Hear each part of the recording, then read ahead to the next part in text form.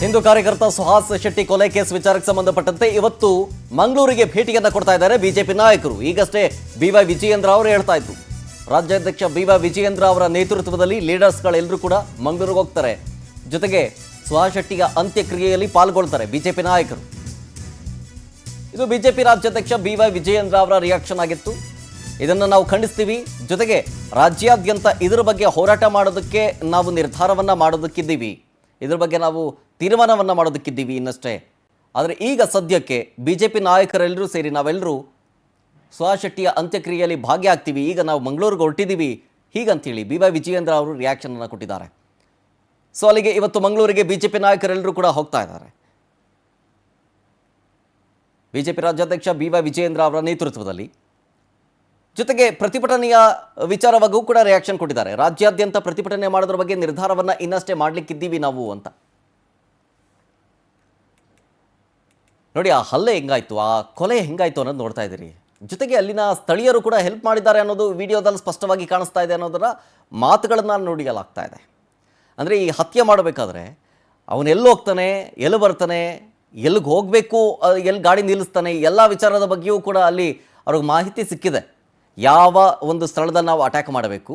ನೋಡಿ, ಅದು ಗ್ಯಾರೇಜ್ ಕಂಡಂಗೆ ಕಾಣಿಸ್ತಾ ಇದೆ. ಅದು ಯಾವುದೋ ಒಂದು ಗ್ಯಾರೇಜು, ಯಾವುದೋ ಒಂದು ಶಾಪ್ ಮುಂದುಗಡೆ ಅದೊಂದು ಖಾಲಿ ಜಾಗ, ಅಲ್ಲಿ ಯಾರೂ ಓಡಾಡ್ತಿಲ್ಲ, ಶಾಪ್ ಕೂಡ ಬಂದಾಗಿದೆ. ಆ ಶಾಪ್ ಯಾರದ್ದು, ಆ ಶಾಪ್ ಮಾಲೀಕರಿಗೂ ಇವ್ರಿಗೆ ಏನಾದರೂ ಲಿಂಕ್ ಇದೆಯಾ, ಅದ್ರ ಬಗ್ಗೆಯೂ ಕೂಡ ಪೊಲೀಸರು ಪರಿಶೀಲನೆ ಮಾಡಬೇಕಾಗಿದೆ. ಜೊತೆಗೆ ಜನನಿಬಿಡ ಪ್ರದೇಶ, ಅದು ಜನ ಓಡಾಡ್ತಾ ಇರುವಂಥ ಟೈಮು. ಅಲ್ಲಿ ಯಾವುದೋ ಪಕ್ಕದ ಶಾಪ್ನಿಂದ ನೋಡ್ಕೊಂಡು ನಿಂತಿದ್ದಾರೆ ಒಬ್ಬರು ವ್ಯಕ್ತಿ, ಅಲ್ಲೇನಾಗ್ತಿದೆ ಅನ್ನೋದನ್ನು ನೋಡ್ತಾ ನಿಂತಿದ್ದಾರೆ. ಯಾರು ಏನೂ ಮಾಡೋಕ್ಕಾಗಲ್ಲ, ಕೈಯಲ್ಲಿ ಮಾರಕಾಸ್ತ್ರಗಳಿರುತ್ತೆ, ಕೊಲೆಯನ್ನು ತಡೆಯೋದಕ್ಕೆ ಅವ್ರಿಗೂ ಕಷ್ಟ ಆಗುತ್ತೆ. ಹೌದು, ಅದು ಒಪ್ಕೊಳ್ಳೋಣ. ಆದರೆ ಮಾಹಿತಿ ಕೊಟ್ಟವ್ರು ಯಾರು, ಜೊತೆಗೆ ಸಪೋರ್ಟ್ ಮಾಡಿದವ್ರು ಯಾರು? ಎಸ್ಕೇಪ್ ಆಗುವಂಥ ಸಂದರ್ಭದಲ್ಲಿ ಎಲ್ಲರೂ ಕೂಡ ಅವ್ರಿಗೆ ಹೆಲ್ಪ್ ಮಾಡ್ತಾರೆ. ಹೋಗಿ ಈ ಕಡೆ ತಿರುಗಿಸಿ, ಈ ಕಡೆ ಗಾಡಿ ತಿರುಗಿಸಿ, ಈ ಕಡೆ ಹೋಗಿ ಅಂತ ಅಂದ್ಬಿಟ್ಟು ಏನೋ ಕೈ ತೋರಿಸ್ತಾರೆ. ಇದಕ್ಕೆ ಖಂಡನೆ ವ್ಯಕ್ತವಾಗ್ತಾ ಇದೆ, ಜೊತೆಗೆ ಆಕ್ರೋಶ ಕೂಡ ವ್ಯಕ್ತವಾಗ್ತಾ ಇದೆ. ಆಮೇಲೆ ಇದ್ರ ಬಗ್ಗೆ ಪೊಲೀಸರಿಗೆ ಮಾಹಿತಿ ಇದ್ದರೂ ಕೂಡ ಯಾಕೆ ಕ್ರಮ ತೆಗೆದುಕೊಂಡಿಲ್ಲ ಅನ್ನುವಂಥ ಮಾತುಗಳನ್ನು ಕೂಡ ಹೇಳಲಾಗ್ತಾ ಇದೆ. ಯಾಕೆ ಮಾಹಿತಿ ಇಲ್ಲ ಅಂತ? ಯಾಕೆಂದರೆ 1 ತಿಂಗಳ ಹಿಂದೆಗೆ ಅಷ್ಟೇ ಸ್ಟೇಟಸ್ ಹಾಕ್ಕೊಂಡಿರ್ತಾರೆ, ರಿವೆಂಜ್ ಸೂನ್ ಅಂತ ಬರ್ಕೊಂಡಿರ್ತಾರೆ. ರಿವೆಂಜ್ ಸೂನ್ ಅಂತ ಬರ್ಕೊಂಡಿದ್ದು ಯಾಕೆ ಇದು ಪೊಲೀಸರ ಗಮನಕ್ಕೆ ಬಂದಿಲ್ವಾ? ಬಂದಿರುತ್ತೆ, ಆದರೂ ಕೂಡ ಯಾಕೆ ಕ್ರಮ ತೆಗೆದುಕೊಂಡಿಲ್ಲ ಹೀಗನ್ನೋ ಪ್ರಶ್ನೆಯನ್ನು VHP ಮುಖಂಡರು ಮಾಡ್ತಾ ಇರೋದು. ಜೊತೆಗೆ BJP ನಾಯಕರು ಕೂಡ ಅಷ್ಟೇ, ಅವರ ವಾದವೂ ಕೂಡ ಅಷ್ಟೇ. ಯಾಕೆ ಪೊಲೀಸರು ಕಟ್ಟುನಿಟ್ಟಿನ ಕ್ರಮವನ್ನು ತೆಗೆದುಕೊಂಡಿಲ್ಲ? 1 ತಿಂಗಳ ಹಿಂದೆಗೆ ಈ ಹಂತಕರು ಸ್ಟೇಟಸನ್ನು ಹಾಕೊಂಡಿರ್ತಾರೆ. ಈ ಫಾಜಿಲ್ ಹತ್ಯೆ ಆಗಿರುತ್ತಲ್ಲ, ಪ್ರವೀಣ್ ನೆಟ್ಟಾರು ಕೇಸ್ ವಿಚಾರಕ್ಕೆ ಸಂಬಂಧಪಟ್ಟಂತೆ ಪ್ರವೀಣ್ ನೆಟ್ಟಾರು ಹತ್ಯೆಯಾದ 2 ದಿನಗಳ ನಂತರ ಫಾಜಿಲ್ನ ಹತ್ಯೆ ಆಗಿರುತ್ತೆ. ಅದರ ಪ್ರಮುಖ ಆರೋಪಿಯೇ ಈತ ಸುಹಾಸ್ ಶೆಟ್ಟಿ. ಈತನ ಕೊಲೆಯಾಗಿದೆ ಈಗ. ಇನ್ನು ಹಿಂದೂ ಕಾರ್ಯಕರ್ತ ಸುಹಾಸ್ ಶೆಟ್ಟಿ ಹತ್ಯೆ ಪ್ರಕರಣ ವಿಚಾರಕ್ಕೆ ಸಂಬಂಧಪಟ್ಟಂತೆ ಮಂಗಳೂರಿನ ಮುಲ್ಕಿಯಲ್ಲಿ ಕಲ್ಲು ತೂರಾಟವಾಗಿ ಆಕ್ರೋಶವನ್ನು ವ್ಯಕ್ತಪಡಿಸಲಾಗ್ತಾ ಇದೆ.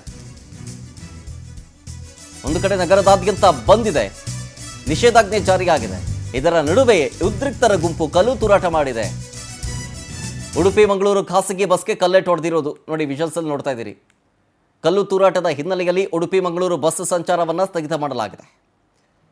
ಇದೇ ಹತ್ಯೆಯನ್ನು ಖಂಡಿಸಿ ಒಂದು ಕಡೆ ನಗರದಲ್ಲಿ ಪ್ರತಿಭಟನೆಯನ್ನು ಮಾಡೋದಕ್ಕೂ ಮುಂದಾಗ್ತಾ ಇದೆ VHP ಮುಖಂಡರಿಂದ, ಹಿಂದೂಪರ ಕಾರ್ಯಕರ್ತರಿಂದ.